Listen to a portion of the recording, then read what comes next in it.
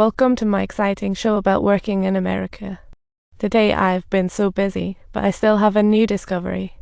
Hey, Captain Yang, are you planning to use this to solve the problem? Just find a local PC and we're good to go. As we mentioned earlier, now happens to be the ideal moment to conclude this. Found it at last. It seems the website is functioning smoothly. What a character, absolutely speechless. Who are you? I'm a professional designer, Captain Yang. No, Captain Yang, you wouldn't want to give hefty bonuses or place them in the core department, would you? Looks like getting into strategic planning isn't just about talent, there's more lurking behind. Little Rodden found out that the executive said criminal records talk about being a big crime syndicate. So he cleverly orchestrated an accident to successfully show the boss his distinct side what will transpire the following day. Sure enough, the boss started digging into his files, and what he found was laughable. 15 minutes later, the boss personally informed him of the transfer to strategic planning so swift. He was stunned for a second, then remembered his identity, entering the legendary core department, but then he plugged in his exclusive key and was shocked to see a screen full of interesting content. Luckily, Little Rodden entered the server too, but when he saw the screen, his emotions crumbled instantly. He was speechless, and he heard sobs through the headset. The comms vehicle was in chaos and he got caught.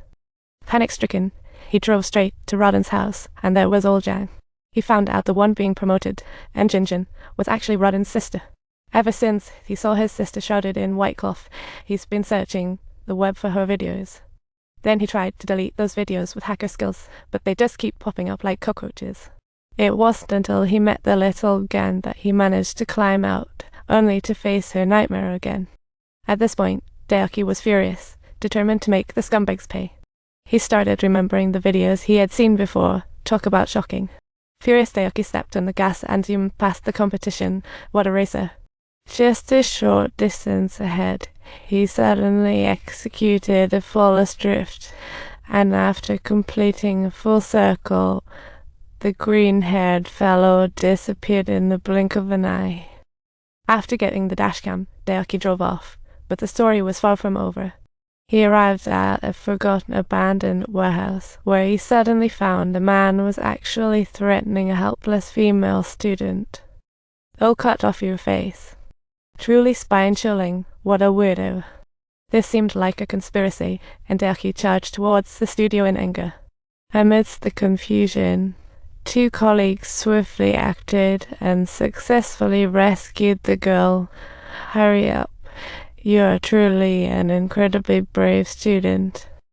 Daoki cleverly amused the creep with the helmet trick. What an absolutely magnificent spectacle.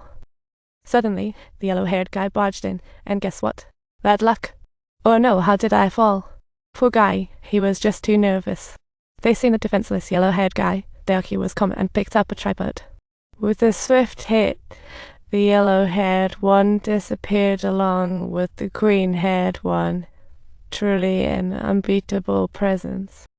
To help Little Rodden, Daoki made his way back to the strategic planning department, ready for a big move.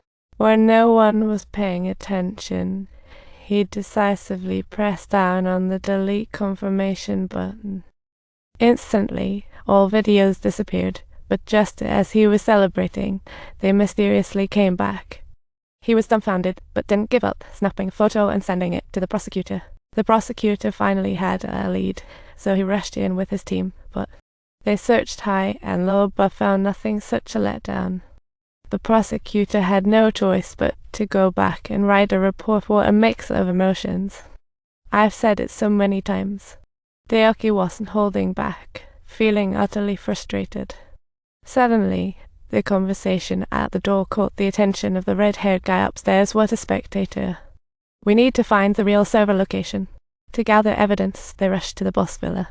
Without Little Rodden's help, they could only take risks, not knowing the boss was dealing with the traitor. The boss had grown suspicious of Daoki and pulled out a crossbow, ready to test his loyalty. Shoot the traitor. Daoki had no choice but to comply, but looking at that innocent face, he couldn't do it and laid down his weapon. And don't forget to subscribe to our channel for amazing new insights.